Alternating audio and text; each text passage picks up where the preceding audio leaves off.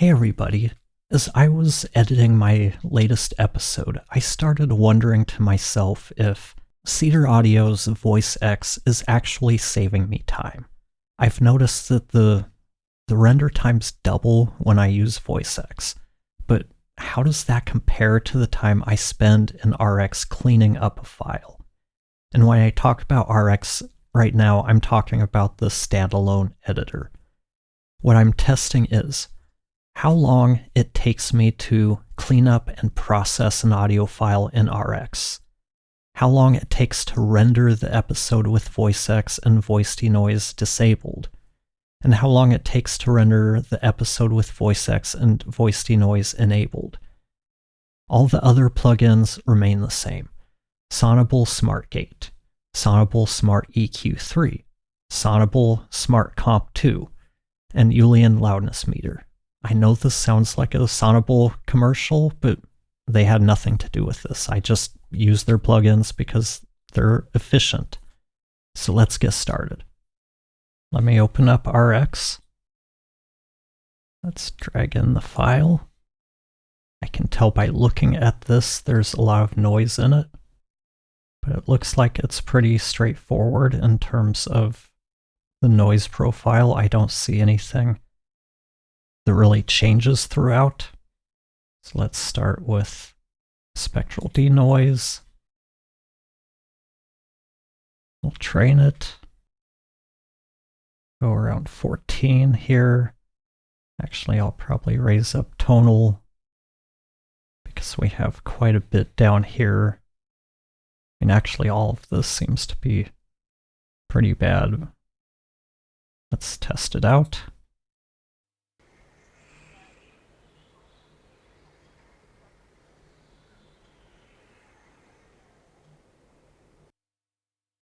Let's see how that sounds when we've got dialogue.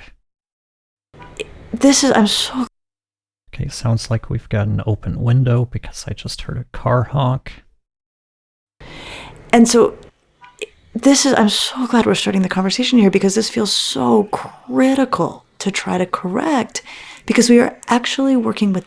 I don't really like that. Let's see if voice denoise would be enough to clean the rest of that up.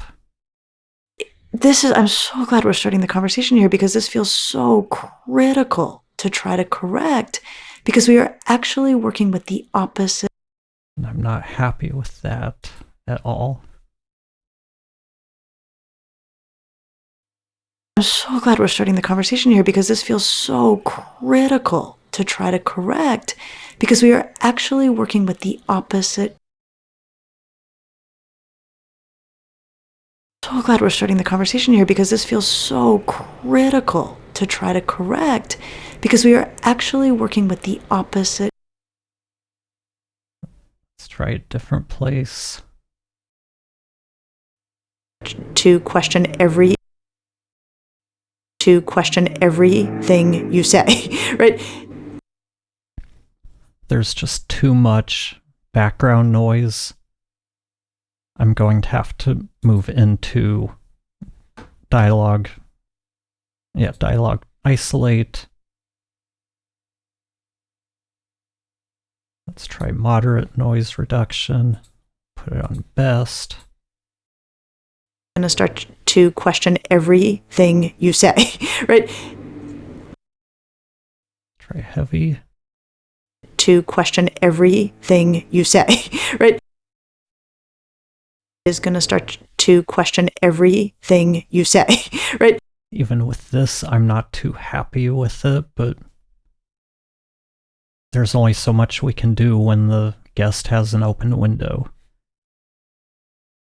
So I'll probably back up and use the moderate noise reduction. Let's bring up the batch processor, import the file. Okay, we've already got this set up as moderate noise reduction. We've got phase turned on, deplosive, EQ, mouth denoise, voice denoise, and I wasn't hearing any real noticeable mouth declick, but I'll turn on a second pass just in case. Now we'll just leave that off. We'll process this out.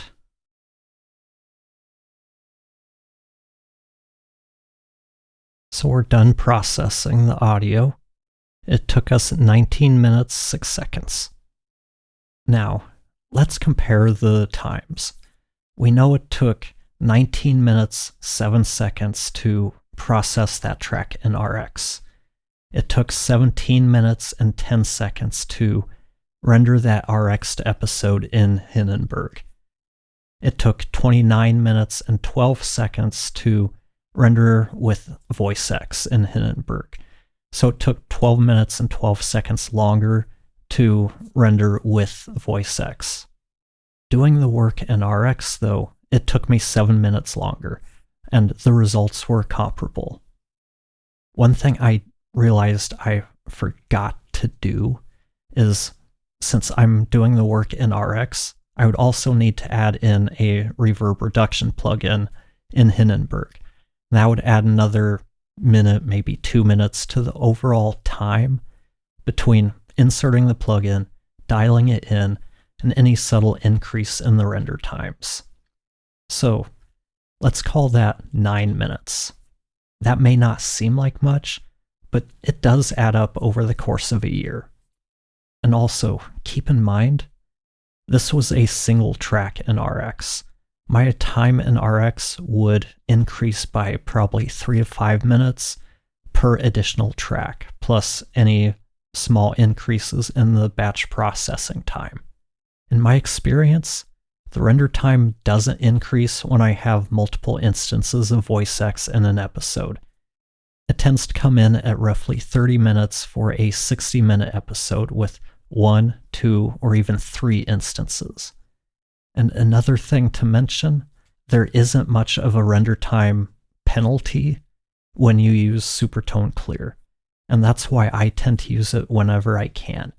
That penalty comes out to be about 80 seconds longer in rendering time. So using Clear can save me 20 to 25 minutes per episode compared to doing the work in RX. Clear, it just wasn't up to the task on this recording. That open window, it was just too much of a challenge for it. And it would probably be a challenge for most noise reduction tools. In this case, RX and VoicEx won out. Again, this sort of shows why it's worth having multiple noise or reverb reduction tools when working on client projects. So I want to ask you, are you still using the RX standalone editor for cleaning up podcast audio? If you are, why are you using it? And I don't mean that in an accusatory way. I don't want you to feel defensive. I'm just trying to understand why you're using it. And what would you need in order to stop using the RX standalone editor? Let me know in the comments below. And if you're finding value in the content I'm creating, please share it with those who you think would enjoy it or benefit from it. And if you feel inclined, you can always tip me on my Ko-fi page. As usual, thanks for watching, and I'll talk to you next time.